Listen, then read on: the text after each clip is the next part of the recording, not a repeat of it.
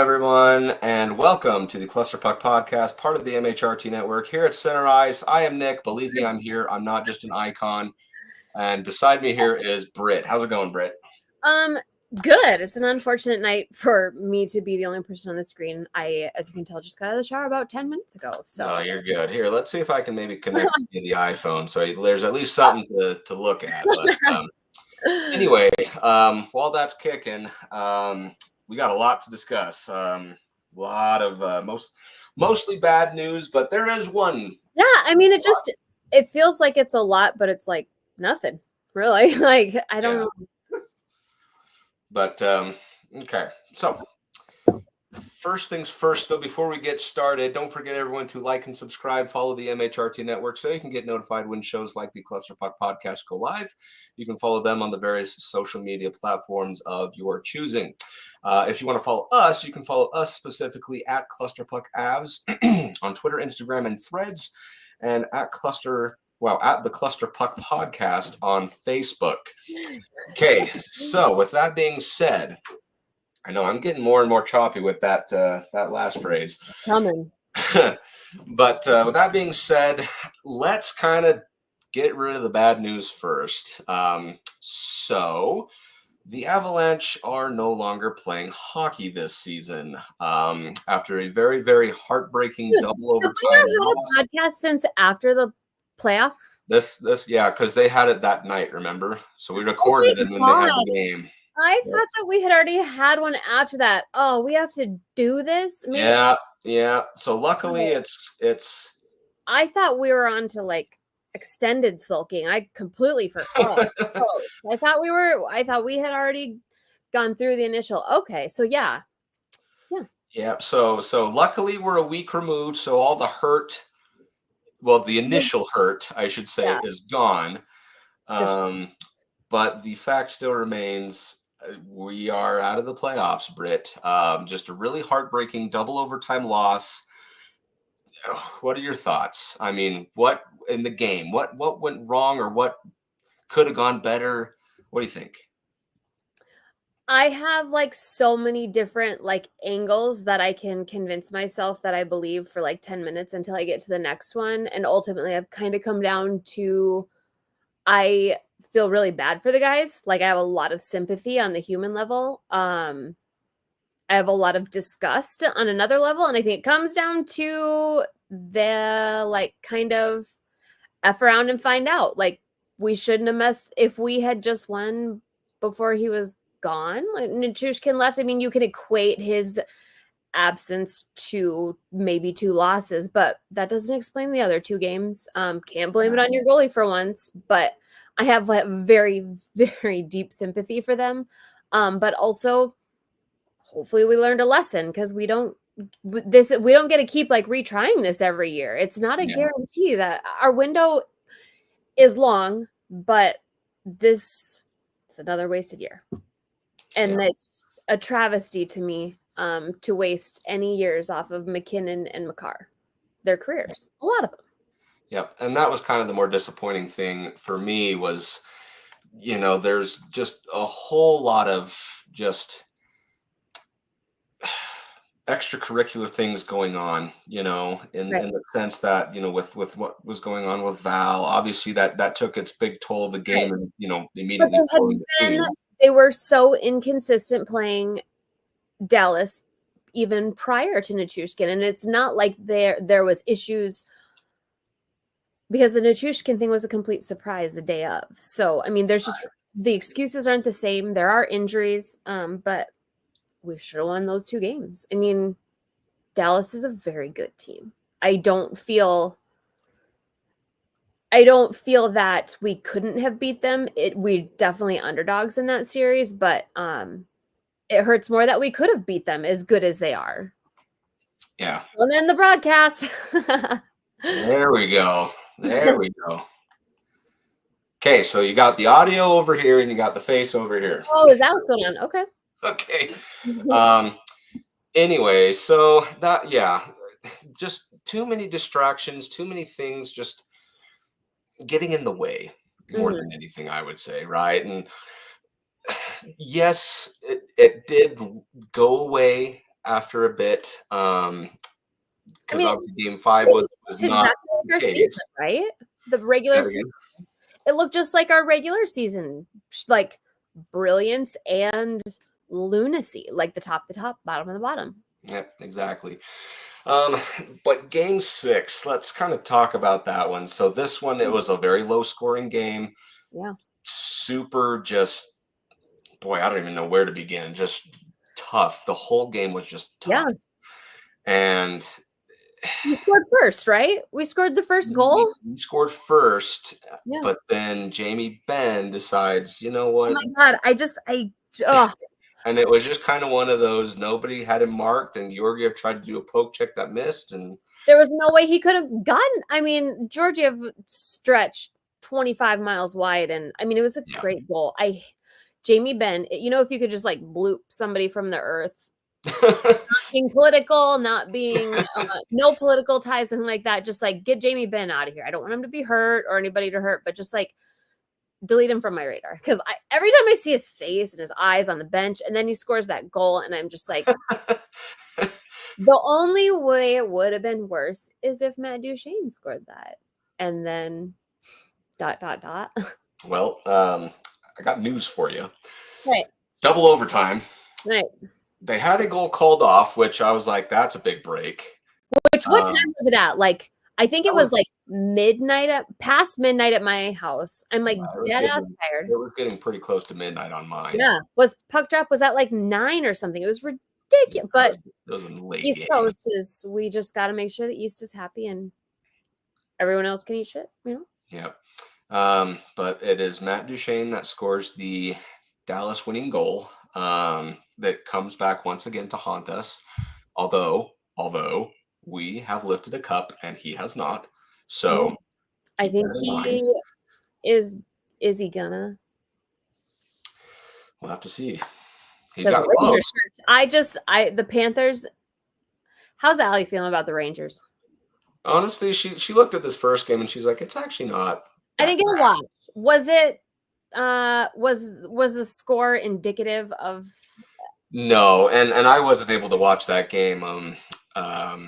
But she watched it and she said, honestly, there was a lot of great looks, a lot of great chances, but overall, she just said it was a pretty like even keel game. So okay, well, that's good, because I was worried that like I don't want to see them just get obliterated. Yeah, but I do want to watch the Panthers murder Dallas. I'm worried about Bobrovsky holding up much longer, though. It just feels like the clip has to come soon. Yeah. But, so do you think if Dallas goes to win the cup, do you cheer for Dallas, or do you want Dallas to lose as soon as possible? What's your...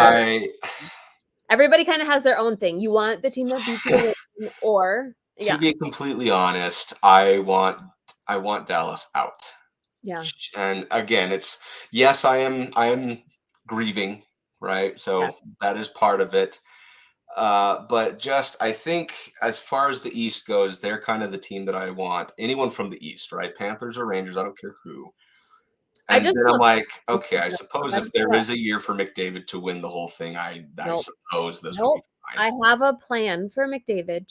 I have a plan. They need to lose. I hope that they get pummeled so bad that they just wave the rest of the series. McDavid needs to lose this year, demand a trade. They'll have to trade him so that he can so they can get some value back, and then it's going to go to any other team in the country and then win a cup there, because Edmonton fans are the worst. The absolute worst. I don't even hate their team. Like, they have Corey Perry and Evander Kane, and I don't even care about that. Their fans, can you imagine an off season of them?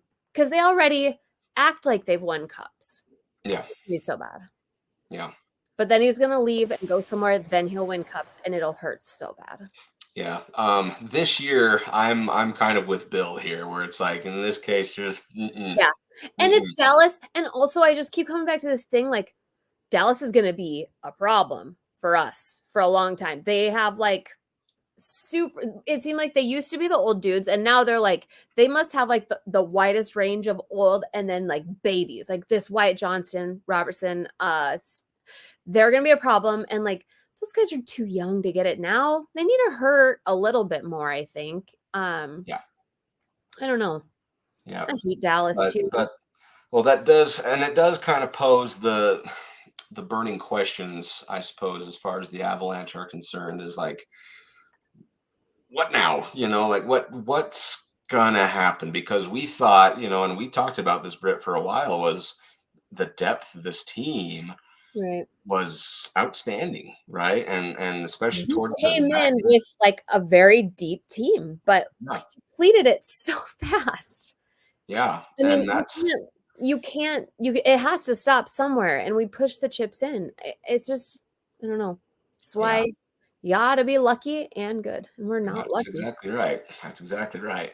Um, okay, so let's kind of shift gears a little bit. So we talked about kind of the whole effect of Val Nichuskin and kind of what's been going on with them. And there's reports coming out that contractually the Avalanche cannot part ways with Nichuskin. Right. Obviously Well, there might be some kind of league intervention that they might be asking for, but it's kind I of have been like drowning myself, and my like just as long as I am hearing something, I can like keep out the sadness in just like trying to take in all the information I can.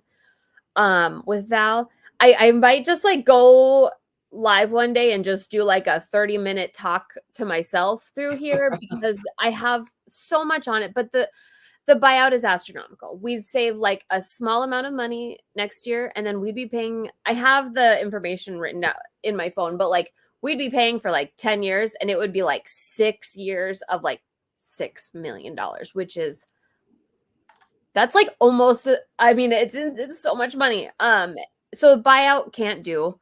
And then you can't void it. Yep.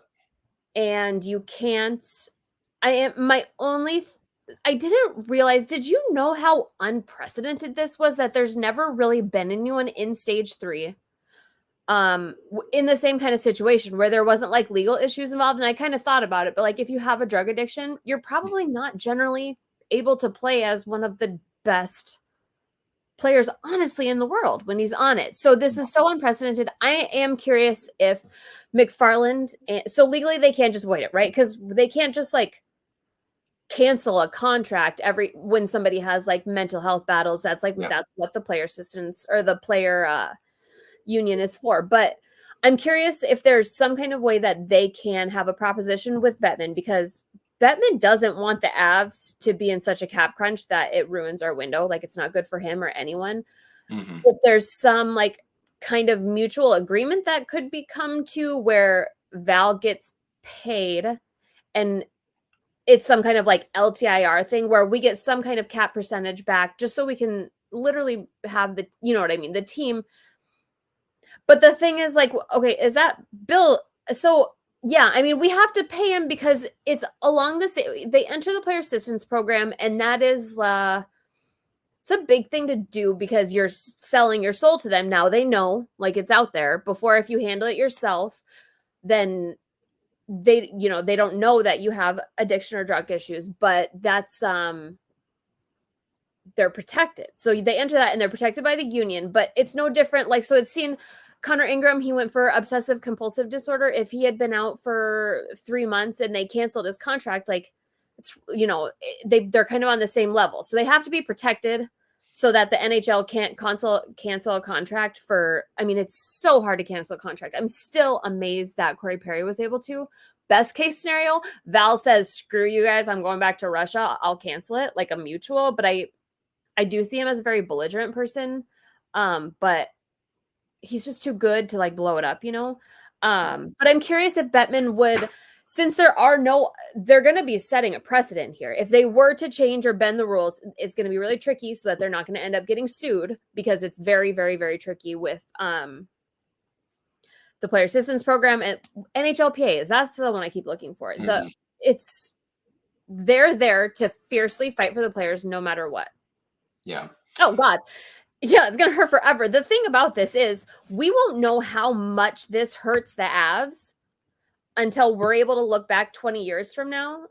He's going to go down as a villain or a nothing or something. You know, our opinions are going to change, but if Mac never gets to the Stanley Cup finals again, or Makar never gets to the finals again, it's going to make a very negative impression for a lot longer. Should they get back and win a Stanley Cup, I think we'll look back at this a lot differently, but I think that we won't truly understand the gravity of it until we're way farther out. Does that make sense?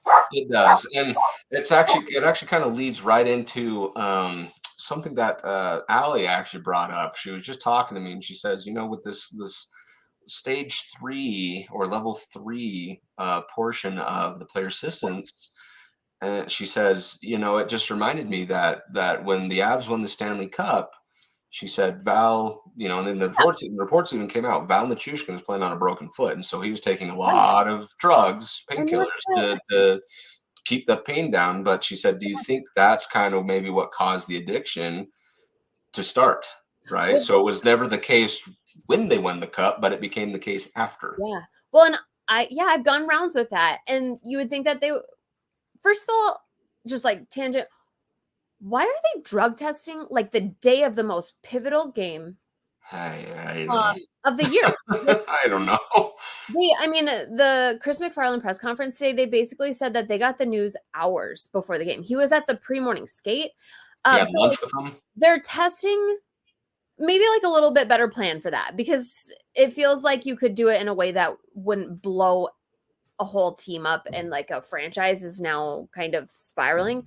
But I wonder if they would take that into account, or if they don't, especially if they're testing for it. And he's like, if it's opioids and he's still hurting, like still, I know that opioids are passed out a lot easier, not easier, but they're attainable and they're used often because they're men playing with a lot of broken bodies. I don't know. And so you got to wonder, when is the NHL accountable, and when should they take that into account to where the Avs should get a break and he should still get paid? Because I don't know. The addiction is so hard, and it's tough.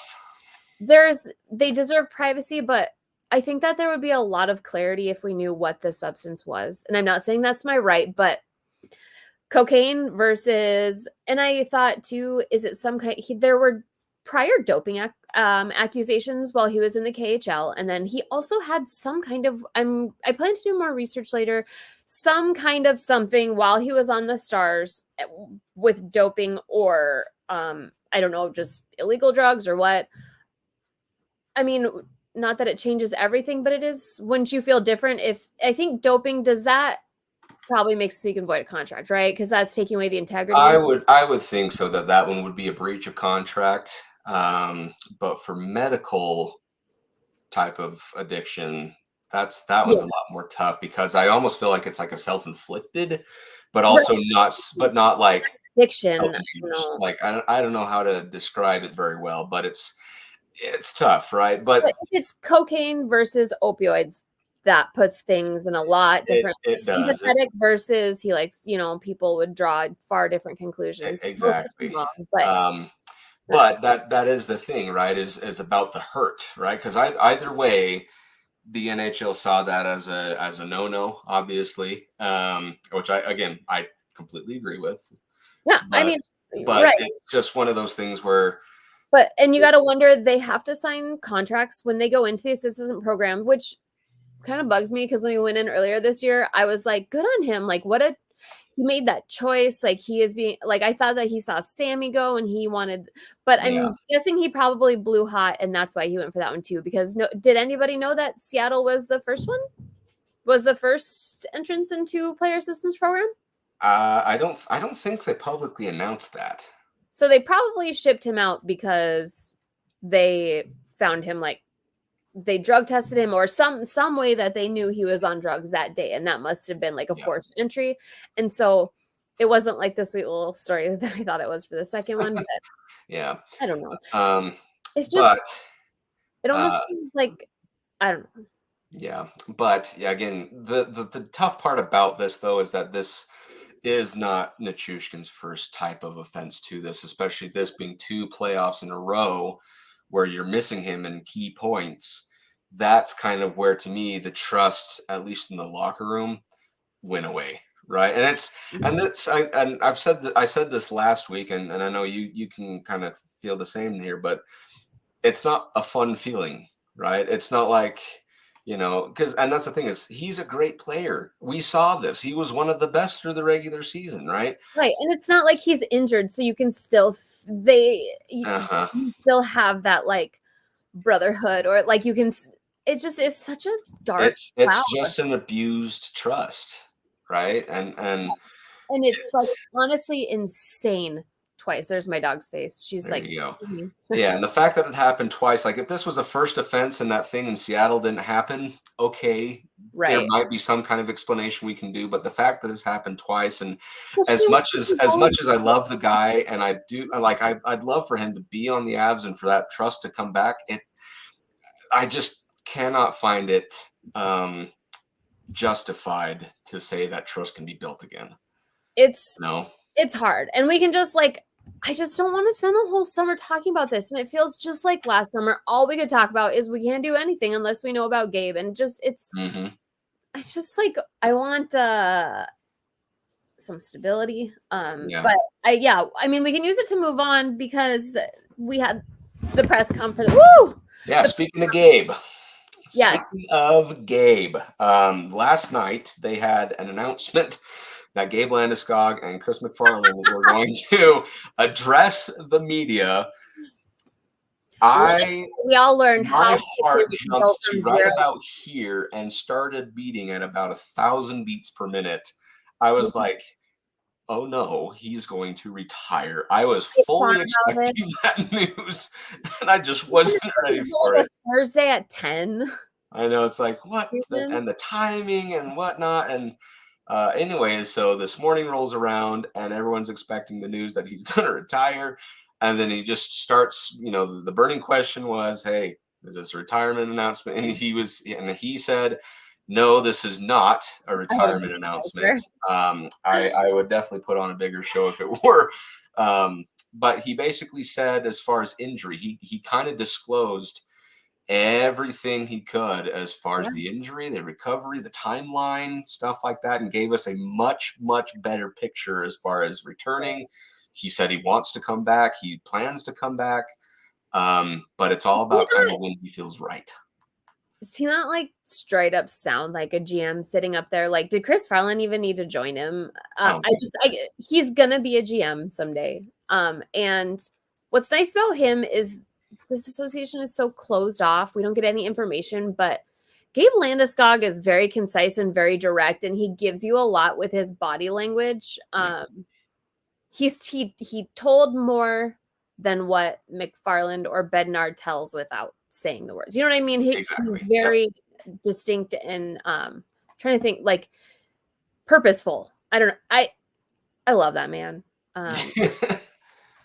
But it was nice to hear him talk about the struggles and his kids and like his new knee and his day to day and the struggles to bond. It's really nice to hear him say that he's not worried about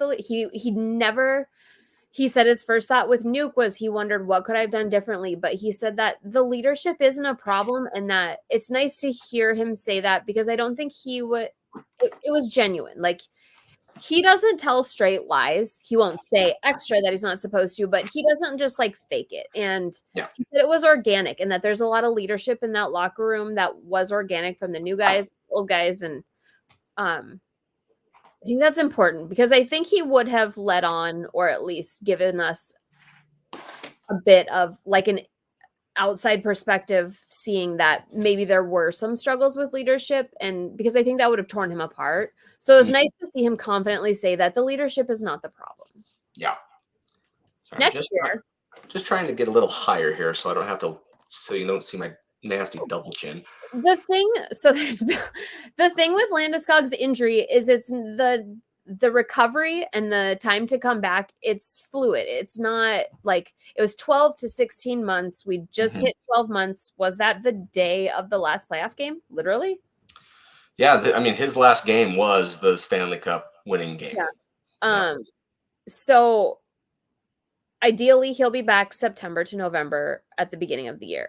He's like the thing, and it's not like you have to hit this before you can do this. There are like, you have to what was the term he kept using? You have to earn every doing the next thing. Like he talked about how he would love to just get out there and rage skate and bag skate for an hour. That mentally he's been feeling like he could go out for a couple shifts, but it's Chris McFarland has said is one setback is starting over. So like setback restarts such a slow build for the rehab to get it. You slowly like groin injuries is kind of how I think about it. Like you have to go super slow, so you can ultimately get to strong, because if you go to half and then start over every time you get injured, I mean, that's just, you can't. And I will always have time for Gabe. Gabe is so much different than even like Nichuskin to me. They have so much respect for that man. Gabe Landeskog, they made him the captain at 18. That man is like truly one of the most respectable NHL captains that has ever stepped foot in an NHL arena. They will always take care of him, and he played with that injured. When did he do that, Nick? First round? It was, I mean, I feel like it was kind of just a nagging thing from all the years of playing, but I think it became an apparent injury in that first round. Yeah. Was the cut though? When was the cut? The cut came, I think it was second round, wasn't it, against St. Louis? So think about it, like literally slice straight through to slice the tendon entirely, right? From what I understand, completely cut the tendon. That's so disgusting. When I heard Drouin was cut, I literally just oh my God, it grossed me out so much. And Gabe Landeskog literally, if he has to retire, I mean, he essentially gave the rest of his career. If we hadn't had Gabe Landeskog in our 22 playoff run, there's no guarantee we would have won. I mean, he literally sacrificed to get that first cup. They will always go the extra, always go there for Gabe. Everyone else, but Landeskog is not, he's not, people don't appreciate him enough or really understand how valuable someone like him is. Yeah, and you're 100% right. So when that news came out, I took a deep breath, right? Because now he is now saying that there is a time that he's coming back this fiscal year. Yeah. So that's, again, that was like super great news and whatnot, but he has the whole off season to kind of take those steps, the necessary steps to come back. I'm kind of on the same board with that, as far as like, just don't do anything to don't rush it. What is and that's people who wanted to come back in the playoffs. It's like Steven Stamkos is not that's a bad example. Yeah. And Steven Stamkos wasn't like risking walking, So well, and it's great too, because yes, there were a lot of people that said, look, he's ready, because he was effectively doing the full practice with the team, taking shots, taking hits. But the hardest practice that you've ever completed in your entire life is absolutely nothing compared to the most boring NHL playoff game. Yep, that's 100% right. So against the Dallas Stars. But yeah, that's the good news, is that Gabe is coming back. He is not very attractive. My goodness, he's got my hat on. He stays good looking. But I think he wore the hat on purpose to be like, Utah Yeti, not that. Did you see Pete Blackburn's status? Because or his status, his tweet. Oh, I almost died. He posted something like Gabe Landeskog wore the Yeti foot hat. Oh my God, let me find it. And he had a white one. My one is old. It's a nice hat. I really do like it. And that's side tangent. That's why I don't want the name to be the Utah Yeti. If it is like, because then it'll feel cheesy. But I'm just like, that's Avalanche stuff, right? And that's like, I just couldn't. It'd be tough to swallow. Being the Avalanche fan, living in Utah, and you're going to have two teams to keep track of. It's just like, they're going to fight with each other, and you're going to have to pick sides at some point. Yeah, take a personality, because we're going to have. But the funny thing also is, they were saying, if they become the Yeti next year, we immediately need to just put the Yeti foot on the front of our jersey and just keen on them and starting our dominance. Let's start this. So Pete Blackburn, Gabe Landeskog, speaking of the press conference, Gabe Landeskog said, and it's like quotes, "I'm not retiring, and Utah better not even effing think of naming themselves Yeti." And I was like, oh my God, Gabe Landeskog said that? And this, I'm like, dude, it's like one of those ones where it's like, probably. But I laughed so freaking hard. Which I could see Gabe Landeskog saying something like that. Like he totally could. He's like perfectly professional with just the right amount of crass. Yep, there you go. So Ryan Smith, if you're listening, it's like you better pick Outlaws or Mammoth or something else. Yep. I still think Outlaws, and like then they'll be up against the Knights. Like, oh, it'd be so fun. Oh yeah, like Outlaws is actually a really popular one. I hope so. It's just so, it has so much like built in. Yeah, but the first round of voting did close yesterday. It did? Yep. It. I don't think they posted any results. I think they're going to get the list together and then start the next round of voting here in the next day or two or week. I don't know. I like that they're doing like the pool so that you can like recalibrate after everyone, you know, and and I tell you what, this is again, we're totally going off on a tangent, but hey, we're depressed. We want no rules. Recovery mode, okay. But I think this is just my personal belief that they threw those super terrible names out there, like Ice and all that kind of stuff. They threw those out there because they knew people would try to sabotage by picking the bet. And then get bored. And then they'd pick all the terrible names. Then you get the real ones. They would be like, okay, so here's all the guys that tried to be funny and just toss that out. And then they get the real list. Yeah. Oh, to sift it out, you know, to kind of scam the scammer, so to speak. That's kind of what I think they were doing that for. Because I find it just difficult to be like a whole team of people got together and thought Ice. Yeah, people be a good name. Buttload of money to be creative. Exactly. I'm like, there's got to be an actual reason they put that in, and I think I love that. You've just solved it all. But anyways, so as far as discussion going back to the Avalanche, original owner of the Yeti foot, there's give me that Nordiques Husky logo. What's that? Give me that Husky Nordiques logo. Oh, dude, get a reverse retro 3.0 going with that thing on it. Did anybody ever get to experience that? Wasn't it the same year that it was going to happen that year, but then they moved to Denver. Oh, such a good little Husky. Cute and fierce. There you go. Okay, so just for our last segment today, I kind of want to go over the critical items going into this offseason. What, Brit, to you, obviously, like free agent signings and stuff are going to be big, but things leading into the beginning of this next season, what stands out to you as this must be done for next season? Re-sign Drouin. I literally will not sleep. Yep. That's my priority.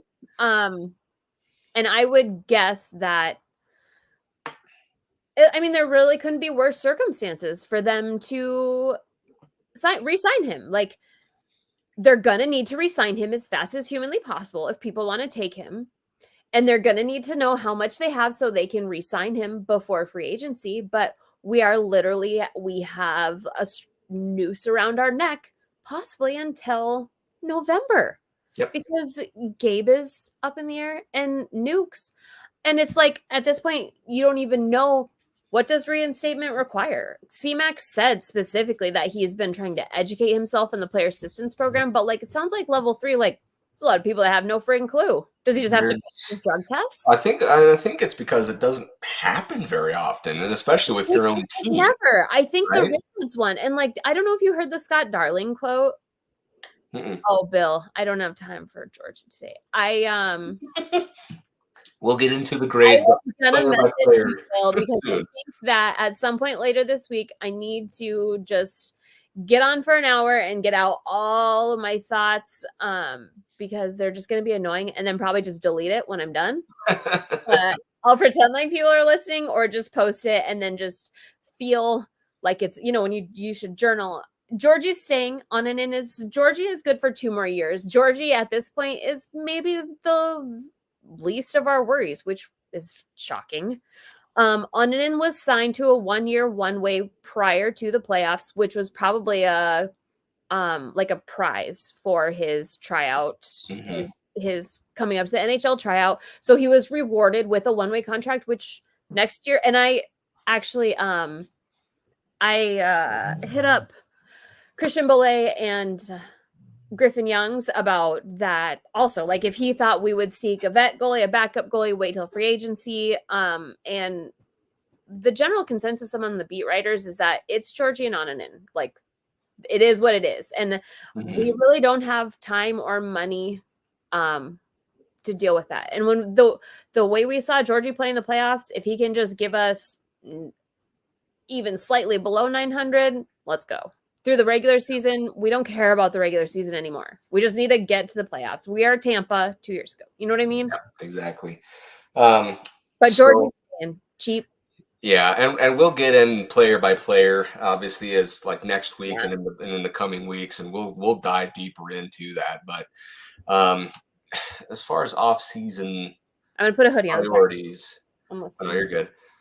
As far as off-season priorities, though, to me, I would agree with you as far as signing Jonathan Drouin. I think that's probably priority number one. But in a very close second, in my opinion, would be to sign Casey Middlestat. Just because the injuries, Casey Middlestat shoulder injury in that last game. Did you hear that? Yes, I did. I don't think it'll be a long-term factor. Obviously, he'll have the whole season or the whole off season to deal. But I would be excited to see if they could get a deal done, because I feel like it would be just like, I didn't know you could do that. That's kind of cool. What is that? I don't know. Maybe not turn it back on. The thing is, they are re-signing Casey Middlestat. Like, and I can't remember the Chris McFarland quote that I heard, but that's why we paid so much for him. Like, it is already set and assumed he'll probably go to arbitration. You think? I don't know what he's worth. It could be, because that's what happened with Ross Colton, right? But they ended up getting something done. But I'm not mad about it. I'm so glad that we get to keep him. I mean, yeah, and that's the thing, is I feel like the Avalanche effect. Now, obviously, we talk about the Avalanche effect in play. There's also the atmosphere, the town, where you're at. Yeah. I mean, you saw what happened with Artturi Lehkonen and Josh Manson the year they were traded to us. Give away free chicken sandwiches here. That's right. Like, they were so excited day one. They ended up signing 4x4 contracts or 3x whatever contracts. Yeah. And I feel like Casey Middlestat could do the same thing, because Casey Middlestat got the chance to play in the playoffs. Probably on a bridge. Rounds in the playoffs. Yeah, I could see him doing like a 3 or 4. Exactly. So I think a 3-year, 4-year type of deal. If there is a way to make it a little bit more team friendly, just because of the situation that the Avs are going to be in, then great. But that's, like I said, if there is playoffs, and he was awesome. He was great. I mean, and like I said, we'll do the season grades here next week or next couple of weeks. Probably it'll be a while. We'll probably have a lot of on our mind. But through my head 24/7, actually. But just as far as keep in mind, as far as it's concerned, I mean, he just seemed like a junior version of Artturi Lehkonen when we got him. You know, so I that would be my second priority, is to get him. And then obviously third priority, and I'll stop at 3, is Sean Walker. He helped on defense. I've been struggling on it. Do you know how many points he had in the playoffs, Nick? What's that? Do you know how many points he had in the playoffs? I love. You have 0? 0. I heard that and I was like, what? But he was everywhere. And to me, he's kind of Josh Manson light, where he does some really good stuff most of the time and has a couple real bonehead moves. Especially when he first got here, he had some dumb penalties, but he's fast. I consistently felt like he had a commanding presence on the ice. Like, you hear his name doing good things more often than bad. Yeah. I was just shocked that he had no points. Yep. And again, we talk about points in production, which, yes, that is We're the spoiled. important thing. That's what people see. However, there is a lot that goes on away from the puck that sometimes just goes kind of ignored. But our defensive point production was one of the things that killed us in this playoff run. Sure. Our defensive point production is something that we leaned on so hard in our cup run. Yep, especially with Makar and Taves. Who was Sean Walker on the line with? Gerard, wasn't it? Wasn't he? Or was he with? Or He was was he with? Hampton, but we had just. I love Jack Johnson, and I wouldn't even be mad if he came back. He did not play well with Jack Johnson. Not good at all. I would love to see him play consistently with like a Gerard but he's not. I think they're both kind of little guys. Yeah. But it'd be nice to see him moved around with less pressure for a while to figure out. Or better yet, we get Tyson Berry back. Hey, I told you I was trying to manifest it.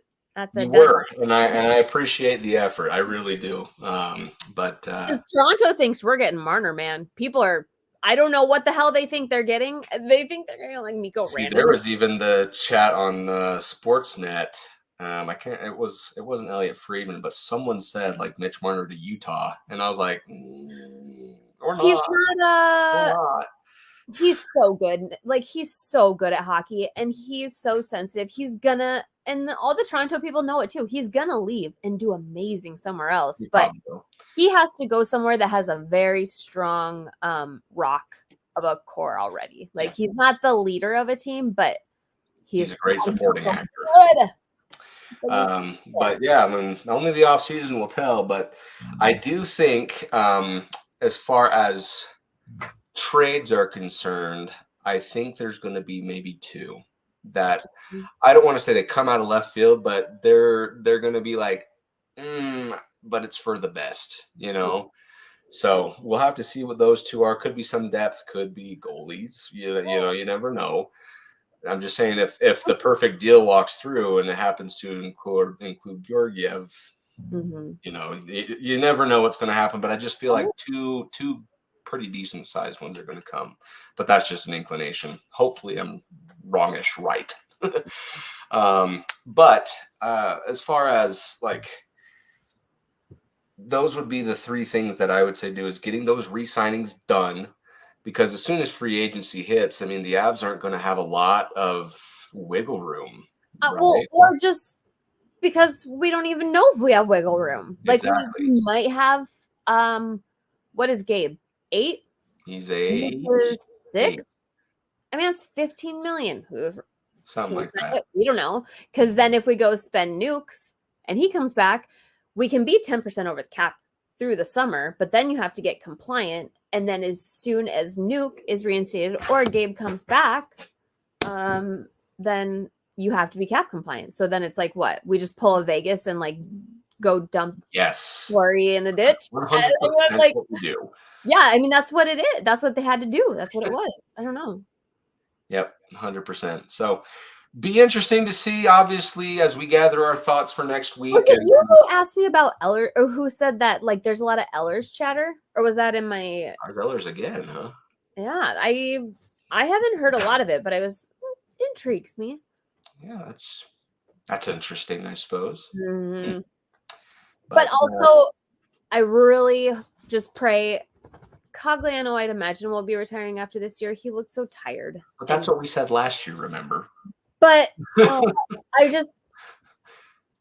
don't know what they have to, and they're so good at it. Like, we can tell them to do this, but I just pray that we end up with guys who are very successful in those like deep veteran leadership roles, because we're losing between like Erik Johnson and Cogliano. Did you notice that today at the press conference when they were talking about leaders, Landeskog mentioned Makar, Cogliano. Like, Cogliano, he's so crazy. This guy's only been on our team for 3, and he is like such a leader. I mean, you could tell we lost leadership even from the prior year when Landeskog was gone in Erik Johnson. And we got to find more of those, like mining for those vets, that there is value in having been there and done that. Even if it's not the fastest, there's the calmness in the room and the ability to understand the moment and help translate that to young guys.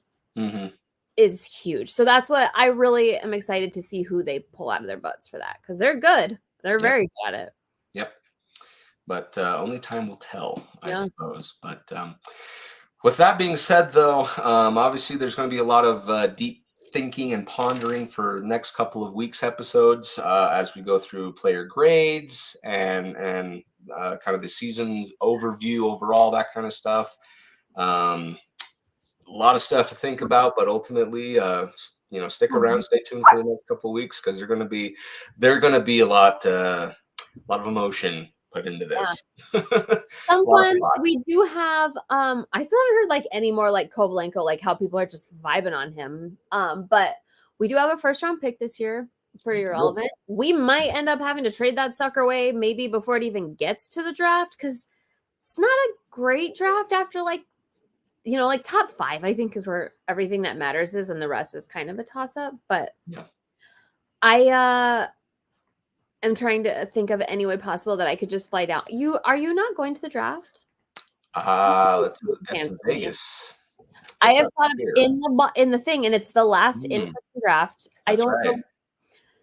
Like, I'm seriously trying to think of a way that I could just fly down alone and go like one day and then just come back the next. Because I want to see is it the Sphere? Sphere, yep. Yeah. And I just want to feel that, and like just all the like guys getting to walk down and just their parents being there. I don't know. I hate that they're getting rid of in-person draft. That's true. Yeah. So maybe, I'll have to think and see what schedule looks like, but I wouldn't mind. Oh, not mind at all. Not that expensive, like 300. I mean, they're not good seats, but you don't have to watch it. You're in the Sphere. Come on. Yeah. Oh my gosh, the inside of that thing is just... What are they going to put on that thing while you're in there? And they're doing that. Like, just your favorite image, or an image as you as a child. I don't know. Yeah. I don't know. It'll be interesting, but something embarrassing, hopefully. Yeah, there would be a lot. Be in the presence of a lot of people that are important to me, that I would die to meet. Other people probably don't care that much. 100% agree with you. But yeah, we'll have to see what we could do there, because that would be a lot of fun. But yeah, as far as today's episode, that's all I really had. Britt, I don't know if you wanted to add anything else.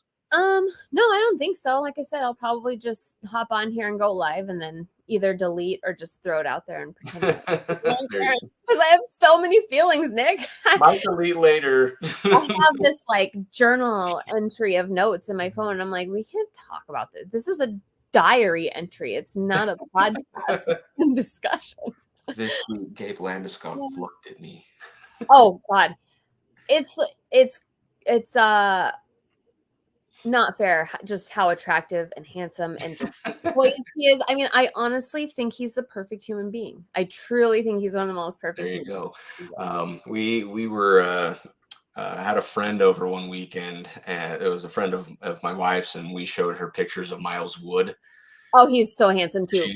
She's in love. Yeah, but they're the quintessential types of dudes, though. Like, Dave is, I don't know. You know what I mean? They're two totally different styles and personality-wise, too. Like, I love Miles Wood, and I hate the fact that people are actually discussing that he could be a dump, which I'm like, what you're getting for... Just signed 6 years. What are you talking about? But he's desirable now. Like, I don't know. He's more desirable than people thought he was, I think. Yeah. Yep, 100%. So as far as the next couple of weeks, don't forget, everyone, we're probably going to be going over, it'll probably be a 2-parter, right, for the next couple of weeks to go over player grades, season recap, that kind of stuff. So stick around for our thoughts on those and kind of what grades we give people, because there was a lot, to me at least, that changed. So spoiler alert for some, there's going to be a lot of sway. In my opinion. That's for sure. But anyway, with that being said, thank you once again, everyone, for following along on this episode of the Cluster Puck Podcast. We really do appreciate your guys' input and viewership. Obviously, I kind of had a different setup today with our carpets back at our apartment are being ripped up and redone. So, I'm over at my parents' house right now to record an episode, but we got it done. You got to see me, you got to hear me, and that's the important part. Okay. Everyone's here. That's right. So don't forget, everyone, to like and subscribe. Follow the MHRT Network so you can get notified when shows like the Cluster Puck podcast go live. You can follow them on our the various social media platforms. I forgot one thing. Just a tidbit. Matt Davis, the amazing goalie from DU, the one that stole the whole entire series. Yep. He is going to the Avs Dev Camp. So, and he is undrafted, unsigned, going into his senior year, wants to finish it out. But I like that. He was he was my guy when I was like, Georgiev is awful. Let's get Matt Davis. Let's steal him from college, but keep your eyes peeled. There you go. There you go. And to wrap up our outro, don't forget, everyone, to also follow us at the Cluster Puck Podcast on Facebook and at Cluster Puck Avs on Twitter, Instagram, and Threads. I think I can't remember the name of that thing. Please help. That too. There you go. There you go. Okay. With that being said, we hope you guys have a wonderful rest of your week, a great Memorial Day weekend. So get some rest, get some sleep. You're going to need it. Rest in peace, Nuggets. It's going to be an interesting playoff for the rest of from here on out. So we'll have to see how it shakes out. We'll talk about it next week. And as always, go Avs, go. Fast lane when I pass in the street, bag of money in the passenger seat. Simcoe's been asking for me on the road from the west to the east. Way up, I might never come down, cause the coast racking up the flame out. So high, I might never come down, so what, this is my lifestyle.